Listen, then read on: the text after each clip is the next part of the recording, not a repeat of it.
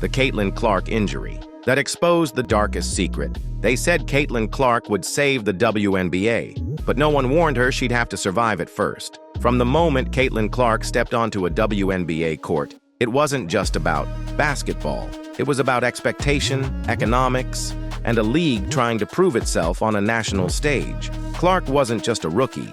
She was the WNBA's lightning rod, and instead of being celebrated, she was hunted. Game after game, she took the hits, the elbows, the shoves, the late contact, the silence, and now she's injured, sidelined with a quadriceps strain, 2 weeks minimum. But if you think this is just about an injury, you haven't been paying attention, because this wasn't just a pulled muscle, it was a powder keg. The culmination of weeks of silent abuse and louder negligence. How did we get here? How did the league's biggest star, their biggest asset, end up the most targeted and least protected player in the entire WNBA? Let's go back. When Caitlin Clark left Iowa, she didn't just bring her scoring title. She brought 185 consecutive games played, 139 of them without a single absence at Iowa. She brought primetime viewership, sold-out arenas, sponsorship dollars. She didn't walk into the league, she injected it with electricity. And for a moment, it worked. Ratings skyrocketed, attendance exploded, merchandise sold out.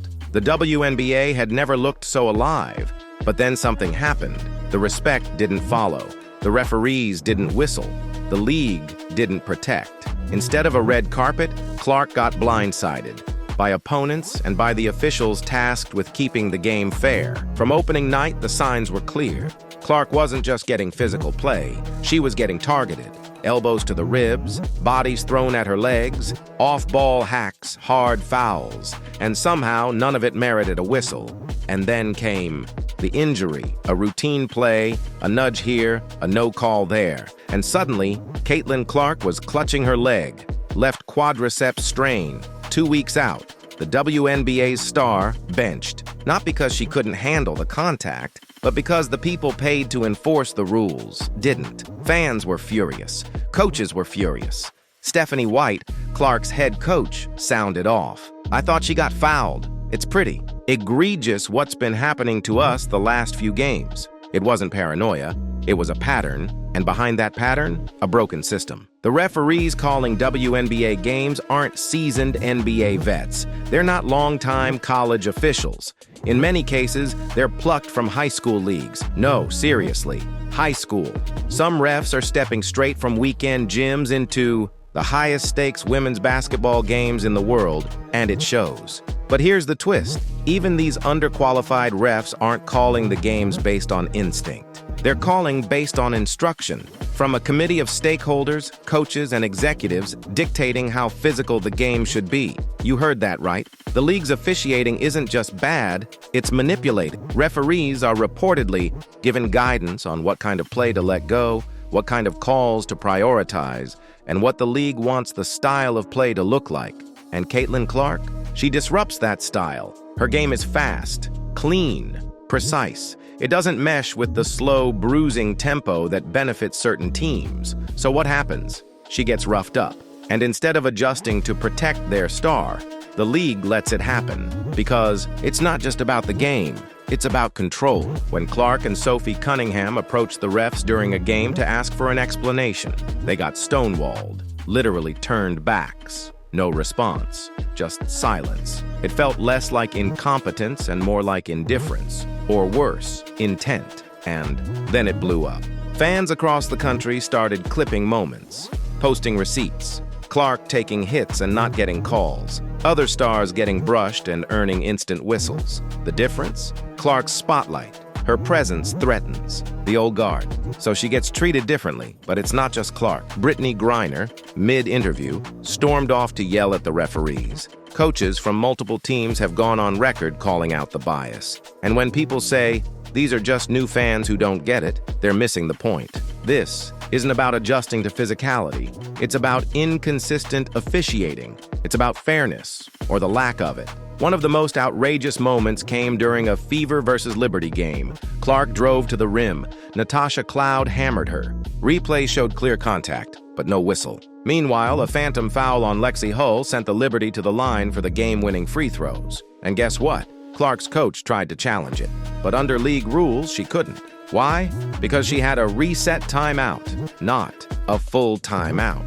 These obscure rules don't just confuse fans, they protect refs from being held accountable. So now we ask, why is the WNBA protecting referees more than its own stars? Clark didn't ask for special treatment. She asked for fairness. But the more she elevates the game, the more punishment she takes. Physically, politically, silently. And that silence is deafening. Since the injury, the league hasn't issued a statement. No apology. No acknowledgement of what Clark's endured. She's just out, like it never happened. But fans remember. They remember the hits, the missed calls, the looks Clark gave the refs, begging for recognition. The warning signs were there. And now the WNBA's golden goose is on the bench because the system built to showcase her chose to ignore her. This isn't just bad optics. It's bad business. Caitlin Clark was responsible for 26.5% of all WNBA economic activity last year. 26.5%. One player. She's the reason people are watching, the reason tickets are sold out, the reason jerseys are flying off shelves, and the league is gambling with her health. This controversy isn't going away. If anything, it's growing. The media is watching. Legal teams are circling.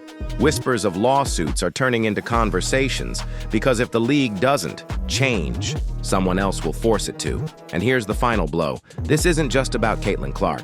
It's about every girl who grew up thinking this league had her back. It's about trust. And once that's broken, it's hard to fix. The WNBA had a chance to protect its future. Instead, it protected the status quo. And now, the damage is done. Because if the WNBA doesn't change course, this won't be the last. Star, it loses. Already, players and their agents are whispering about overseas options, where physicality is enforced within reason and marketing promises are backed by action. Clark is just the beginning. There's a new generation of talent watching this unfold. Young women who dream of joining the WNBA one day are paying close attention. They're not just watching how Clark scores, they're watching how she's treated. And if the league fails to course correct, it may lose not only its current star, but its entire future. It doesn't have to be this way. Transparency, reform, and accountability can fix this. But first, the WNBA has to admit there's a problem.